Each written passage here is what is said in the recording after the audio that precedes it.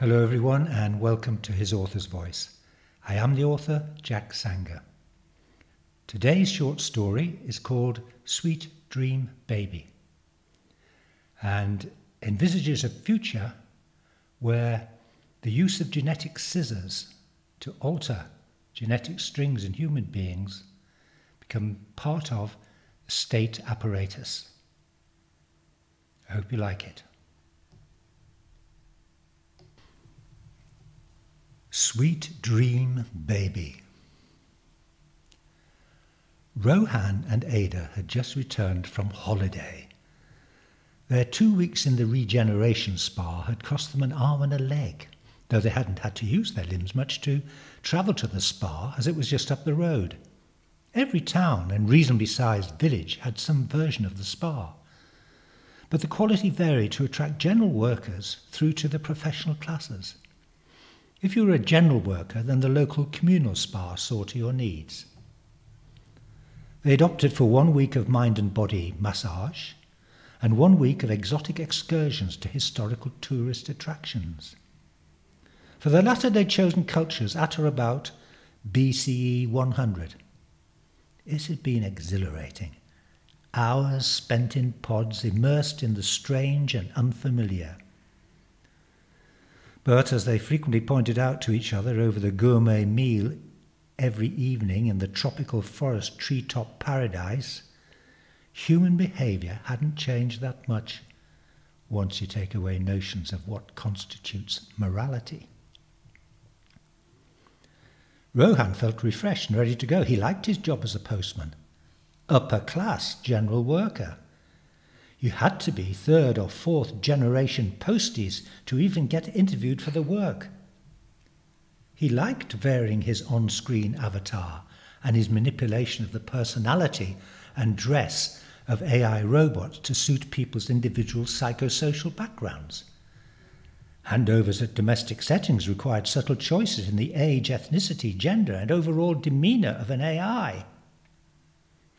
A perfect matching presence was needed when the customer came face to face with the delivery agent.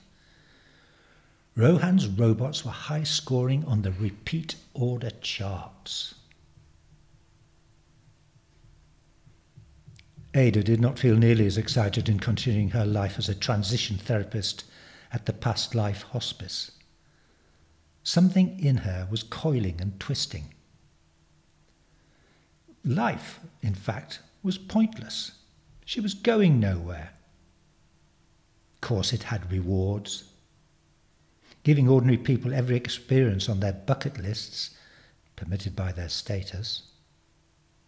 And the work was particularly rich in human interaction, since she got to sit by them, guide their fingers and help them manage their pods to get the best out of the technology. Of course, mostly the tech was restricted to holographic recreation of events from personal histories by animating family photographs and intercutting them with historical footage and popular music of the times. So many people at life's final door wanted to relive time with their parents again, enjoying fleeting second childhoods. Some wanted to re-experience their joys in parenthood. A few desire the long-lost and nearly forgotten pleasures of their limited HR-certified sexual intimacy, the time they were allotted to achieve conception. And a small percentage wanted the blood rush of imagining beating up or even killing someone who they felt had tainted their lives, usually members of their own family. But it was all shoestring simulation, unconvincing to anyone other than those whose uncritical brains were blurring the line between life and death. Ada wanted a baby. The desire had been awakened in her during holistic massage at the spa. It was novel and made her feel even more unrequited than usual. She wanted HR's mandatory universal control chips deactivated. She felt ready to face an interview with Human Resource Committee, undergo tests for suitability, and she hoped be accepted for general status parenthood. When she voiced her feelings for the third or fourth time, in as matter-of-fact a voice as she could muster, Rowan screwed up his face in perplexity. "Oh, fat chance, Ada. They accept 1 in 100. You know that better than most, given your job. People live so long. Parentage is for the few. The way the world is, who needs more people?" "I want a baby, Rowan. Don't you want to be the father?" "Father? That's a bit of an exaggeration. CRISPR tech is so accurate. Whoever is Rohan, Whitehead, will be cut out of the gene string, just like we don't look like our parents, or think like them, or act like them. And what is the result? They're strangers. The child won't be ours. It will be whatever social hole HR want filling. We'll be foster parents. As I said, people-sized holes are hard to come by these days. We will have a baby for 5 years. Think of it." "I don't want to. Look, you seem to have suddenly got these maternal longings, as it says in the ads. And not many women these days feel them, which makes you a cut above, I agree. But it's still a long shot. We're happy, aren't we? Why go through all the tests and then get rejected? Or have a child for 5 years messing up our rhythms?" Ada was not happy, but said nothing and dropped the matter. A few days later, she was holding the hand of a centenarian who wasn't typical of her usual clients. He spoke like a manager, or at the very least, an upper administrator. Certainly not a general worker, and he had a much larger portfolio of photographs and moving images than her regulars. She was helping him convert some of them into holograms. She wasn't paying much attention to the images. She never did. She found people's private lives upsetting. She saw unusual emotions on display, and they troubled her. Then Mr. Godwin said, squeezing her fingers, "Look, they're all just like me, 3 little Joe Godwins." She stared at the frolicking triplets, then tried to make a computation. Mr. Godwin was 123. He was certainly post-CRISPR 1.0.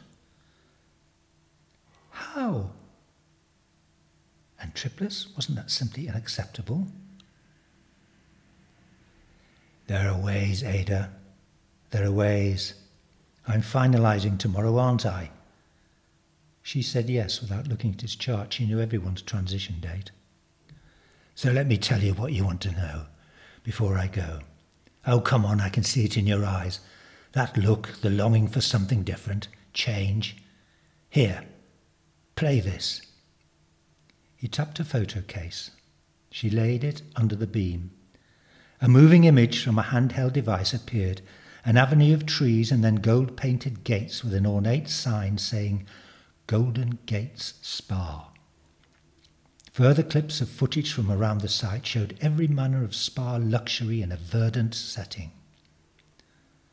The final section had her holding her breath, with arms tight across her breasts. The camera had been placed on a support facing a canopied double bed. There was a naked, young Mr. Godwin and a woman doing things energetically, grunting and panting and moaning. She knew something of this sort would happen between her and Rohan when their chips were temporarily deactivated, but she was given to understand that it was at most a half-hour activity, repeated daily until she became pregnant. Something transitory. Mr. Godwin and his wife were sex-making for much longer than that. "Good, eh?" said Mr. Godwin, fully relishing reliving the event. "Nothing like it in this world." He looked up at her. I see you're shocked." She was silent. She couldn't think what to say. She had never in all her life imagined. Truth is, he said, those that rule the cities don't have infertility chips. They're all natural born. Screened for defects, of course. Their lives are as different from yours and mine as hawks are from chickens. Sex for them is limited only by their itineraries. There are no controls if you have wealth. And it's the same in every aspect of their lives. They're free, Ada, in ways you cannot conceive. She thought for a moment. But how did you end up here? She muttered. I was put in prison for breaking HR regulations, but it was worth it. We were well-qualified managers, got bona fide jobs at the Golden Gates. There a doctor colleague had our chips deactivated in the labs for a price. It took months of immersion in all the therapies around us to free up our psyches. Perks of our jobs. We abandoned ship when Julie became pregnant. She had the triplets in an alt commune of nature lovers. He smiled. There are many worlds out there, Ada, in the wilds, and they're growing, little by little, new worlds, or returns to old ones. These days, they all have the latest tech deactivators. People live in their lives differently. All you have to do is step off the road between any two cities and walk blindly into the wilds. Someone will be waiting for you. Have no fear. Our 3 boys are living we know not where now. We don't need to know where. It's enough to have brought them up. They were long gone when the commune was raided, and we were all jailed for being deactivated. 10 years, fixed penalty. When we got out, we were demoted to general worker class. That's why I'm here. Ada did not feel brave. She was sure she could never do something so against the law. It was so against everything she'd grown up accepting. Rowan certainly wouldn't. Rules were rules. Then, despite herself, she heard her own voice whisper, "How?" Mr. Godwin fumbled in his wallet and produced a hollow card. "I have to pass this on to someone I trust will use it properly. I don't want a stranger finding it when I finalise. It's a bit of gold dust, Ada. And you among all the staff, you have something. You're a different quality. Wait till you're outside. This is your new beginning. Be brave." She walked away from the spar and glanced up at a hollow vert. "Feeling broody?" it said. "Contact your local HR bureau." There was a smiling image of a mother with a child bouncing on her knee. She looked about and then activated the code on the holocard against her identity bracelet. There was a brief moment when Mr. Godwin's image broke up and her own stabilised in its place. She waited until its voice said authoritatively, "Lifetime travel pass. All destinations. No limitations. Miss Ada Longfield." Longfield? Her maiden name. Impulsively she took the branch in the road that would lead her to the highway and an automated coach stop.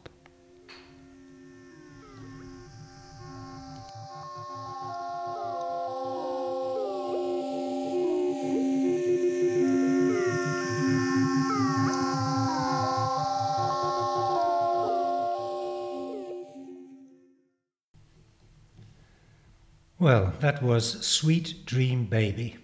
I hope you liked it. There are many more short stories on this podcast site, and I hope you will listen to them.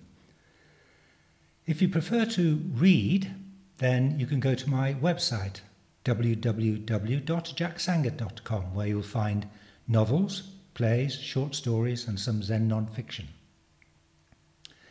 In the meantime, please subscribe and tell your friends.